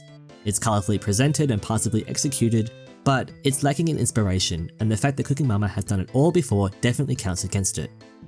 I even came across this review for the original Japanese version of the game, written by Kina for Tevidya. This article focuses more on the author's experience playing in Japanese, which is quite interesting, but didn't contain many critiques beyond this. Shaiwase Kitchen is more of a cooking simulation than a proper cooking game, so for one thing, none of the recipes come with quantities listed. Enomoto also skips a lot of steps, e.g., let's make gyoza, I already made the dough. Most likely the intention is for children to cook together with an adult, so they don't see the need to be too specific. A pity really, some of those dishes looked great. On letsplayds.com, the author gave a fantastic breakdown of the game, stating, "Although the game refers to the cooking tasks as cooking games, and they can be practiced at any time from the game's main menu, calling them games is a bit of a stretch. You see, each of these tasks is so incredibly easy that even very young children will not find them challenging. Even the more complicated tasks like frying are simply a matter of clicking the stove off as soon as Rachel tells you to do so." They continue with a paragraph that I absolutely agree with. "As silly as the story is, little exchanges between Lisa and her toys make up a big part of the game. In fact, for a game aimed at younger children, there is a huge amount of text to wade through. It's here that the game is sort of at odds with itself. The simple cooking games might appeal to very young children, but the pages and pages of text will not. Older children who can comfortably read through the story will be bored with the cooking games, which present no challenge." The consensus at the time seemed to overwhelmingly be that this game was okay for what it was, fairly derivative, and absolutely not strong enough to compete with other better games in the DS library, especially when Cooking Mama came out a year prior and was a much bigger hit. While some reviewers had some elements to praise, others didn't have much good to say about it, and both sides are quite understandable to me. But then, I found an IGN article on Happy Cooking, and I wondered if this was a re-review by a different author or something. Reading it, I was confused by this paragraph here. "You play as Lisa, a young girl who wants nothing more than to become the best chef around. After signing up for the biggest local cooking competition in the area, Lisa bumps into the famous chef Walton, who agrees to take her on as his apprentice and make her into the chef she was born to be.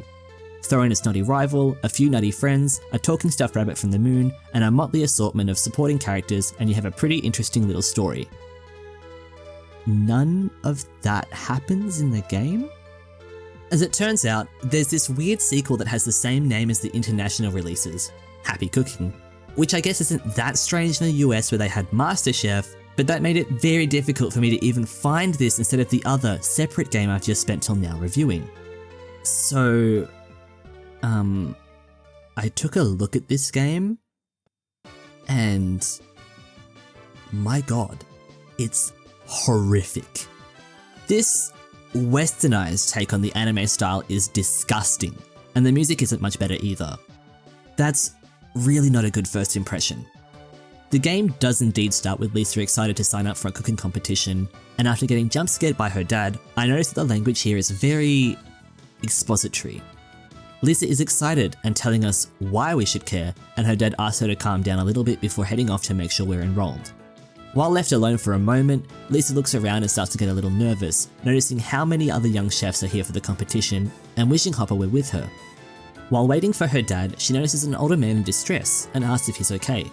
He's lost his glasses, so Lisa helps him find them, and they have a pleasant exchange.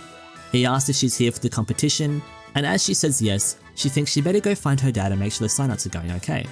When she goes inside, a snooty girl named Chloe starts being mean with her instructor, and then boasting her credentials. Apparently, she's won the past 2 years in a row.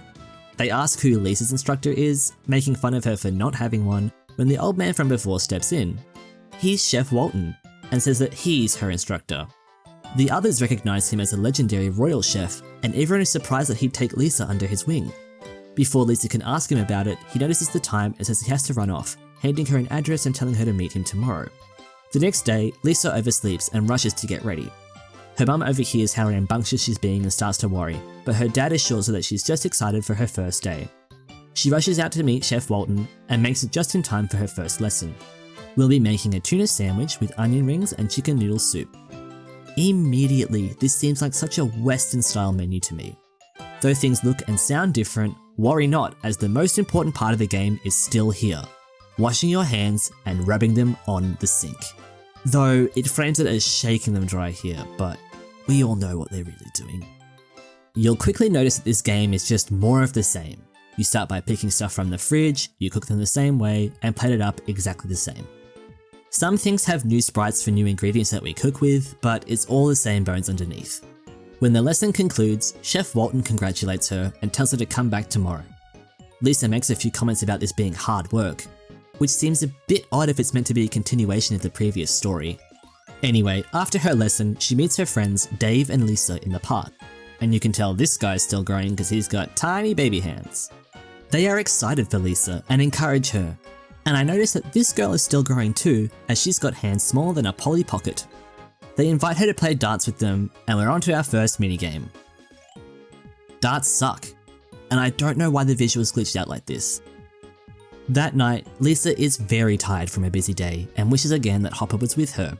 It's apparently been 3 months since she was called back to attend to some emergency on the moon, and Lisa misses her. The next morning, Lisa wakes up in a panic, yelling because she can't find Relina. She's a doll that Dad gave her for her birthday 2 months ago, and she's worried because she hasn't been able to find her lately. She isn't able to look for long, as it's nearly time for her next lesson. For lesson 2, we will be cooking spaghetti and meatballs with garlic toast and baked apple on the side. It's fine. I tried to write Joe Mama in sauce, but I ran out. Back at home, her dog, Choco, is thankfully still the same, and Lisa is hanging out while once again lamenting that Hopper isn't with her. Her friend, Baby Hands Dave, asks who Hopper is, surprising Lisa. Polly Pocket Jamie calls him a numbskull, chiding him for almost giving Lisa a heart attack. They're both here unannounced, and just wanted to know if she wants to hang out with them in the park again tomorrow. Weird, couldn't you guys have just emailed each other or something? Anyway, Dave asks again who Hopper is, and Lisa tries to play it off as though she said Chopper, wishing she had seen a chopper today. Dave and Jamie are a bit confused but are eager to hang out again in the park tomorrow. Jamie suddenly calls Dave a spaz, and that's how I know this game is American. What the hell? After that, we'll take our first walk, and it's the same deal in a new town. Lisa goes to the Royal Square with Choco and bumps into Chloe, and she's just as haughty as ever. Lisa isn't really sure why she's being so mean to her, and Choco doesn't seem to like her much either. Chloe doesn't like being barked at, so she leaves. And that's it. Back at home, Lisa is frustrated because she still can't find Relina and wonders if her disappearance has anything to do with Hopper, and hopes that she's okay. No time to dwell, as it's time for our third lesson. We're making hotcakes again, with sunny side up eggs and hash browns. This game sucks and it's getting tedious to play. Lisa meets her friends in the park afterwards and they ask how her lesson went.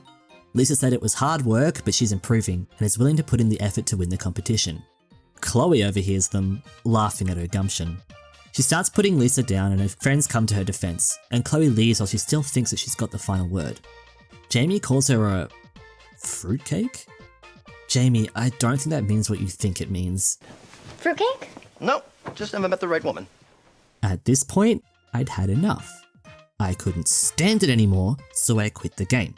There's a few things here that really frustrate me, so I'll try to be brief. First, while it seems that they took on the criticism of there being too much text, now there's not enough to be worth reading. These cutscenes suck and don't really do anything for me. At this point in the actual happy cooking, it was easy to understand the stakes for Lisa and want her to succeed. Here, there's just nothing. It's not good writing, it feels like the Cliff Notes version of a conversation, and there's no real point. I don't need 3 separate instances of Lisa wishing Hopper was here and all of them having the same outcome. Make it show something about Lisa or what the absence is doing, beyond just, I miss her. I miss her too, but not when she looks like this. Second, a criticism about the gameplay being too easy was, fixed the wrong way.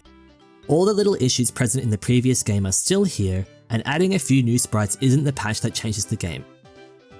Third, I'm confused as to whether this is supposed to be a sequel or not. It feels like it's non-committal and on the fence about being one, while also wanting to be a standalone. What gives? I wouldn't mind a premise of her trying to enter a cooking competition and needing more guidance from Molten as she levels up, but shouldn't she also be feeling a bit more confident and eager to learn? Lisa herself feels flanderized. She's childish at home, still yelling and clumping around in a way that feels bratty instead of ditzy, despite being at least a year older, and all the character development from the previous game is gone. This story sucks. And finally, this game should not be called Happy Cooking. If anything, this is the game that makes more sense to be called Master Chef, because she's, competing to become a Master Chef. Happy Cooking is actually the better name for the original game, as she wants to make people happy through her cooking. Unlike here, where the point just seems to be making me miserable. I don't want to see any more of this game, it's yuck. Now that that is thankfully over, let's get back to the real Happy Cooking and wrap this whole thing up. When this game was first released, there seemed to be a bit of speculation as to what the future would hold, as this was the first in a new line of games aimed specifically at young girls. An interview from this archived article of Business Wire states, Ubisoft is excited to finally offer young girls a line of games that give them the chance to explore their hobbies and interests in interactive and creative experiences. Our consumer research revealed that the young girls market has been relatively overlooked. We are happy to introduce a variety of titles relevant to what girls in this age group have indicated they are most interested in. While we know looking back that the games in the Imagine series were a mixed bag, I can't help but root for this sentiment. Yeah, girls could easily pick up the new Zelda or Mario or whatever other game looked fun on the DS, but there's always been this feeling that video games were made for boys by boys. There's been great progress over the years, especially with having more women in game development, and it's nice to see games that do well and have a predominantly female audience. However, especially back in the 2000s, I feel like there was definitely a knee-jerk presumption that girl games were lesser.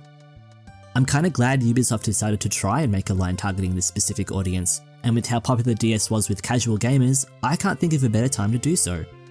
But I also think the very premise of this is flawed. By bringing so much attention to it being a girl game, it kinda feels to me like it's just further cementing that girl gamers are a very different and separate kind to normal gamers. It's a new kind of corner to put girls into, making it feel a little like oil and water instead of just adding new items to the menu. I don't really have any suggestions on how this could be fixed, other than making more girl-centric games that are actually good, and the Imagine games are certainly not the start or end of this trend in gaming, but I do think they capture a very particular mindset of the time. One thing that comes to mind is something said near the end of Moon Channel's video, why doesn't the industry make good girls games? Girls' games deserve to be so much more than just shovelware. That was an awesome video, and I agree with so many things he discussed in it. Girls deserve to have games that cater to their tastes that are enjoyable and interesting, made with care and respect for them by a team that showed care and respect to each other. Girls aren't some other kind of species that needs some unique and easy to digest thing to play, or to be told what kind of games they should be playing. They just want good games that interest them and to feel included. That's all. Imagine Happy Cooking might not have been a runaway success or an underrated cult classic, but it's nice. And ultimately, when I think back on playing as a kid, and despite getting a little tired of it by my 6th playthrough for this video, I had a good time with it. Imagine Happy Cooking is a game about a young girl named Lisa who, with the help of some friends, learns how to cook so she can make a meal for her father. It's cute, it's fun, it gets a bit weird, and I had fun playing. Thank you for watching this video to the end. It got a lot longer than I expected it to, but I hope you enjoyed it. I ended up playing through this game 6 times just to get all the footage that I needed, and I do not recommend playing it that many times yourself. What I can recommend is reading through the various articles and reviews that I found in my research, which will be linked in the description below. Part of why I replayed so much was because I found it incredibly difficult to find any info of the game online. There wasn't even a reliable fan wiki I could use to get more info on the various scenarios and mechanics of the game. I transcribed all the walk events and tried to figure out all the mechanics myself for this script, and I don't have anywhere to put that other than this video. Seeing that complete void for Imagine Happy Cooking, and the other Imagine games that I liked, made me a little sad. So I hope that this video serves as a nice breakdown for those reminiscing on it and for those who have never played. I'd also like to thank my friends who have been so encouraging and giving advice along the way, and I'm looking forward to making more videos in the future. If you've played Imagine Happy Cooking, what did you think of it?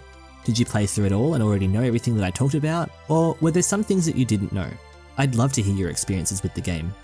Anyway, that's it. Catch you later.